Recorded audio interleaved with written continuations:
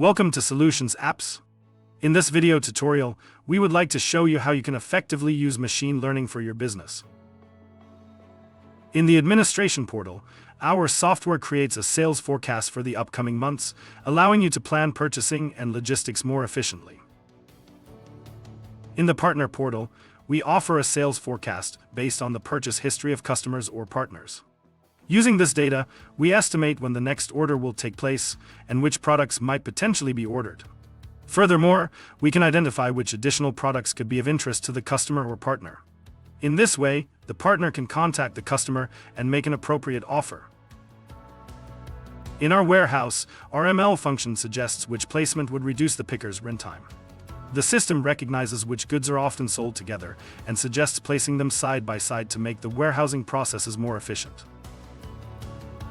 We look forward to your feedback and comments regarding your experience with our system so that we can continuously improve its user-friendliness.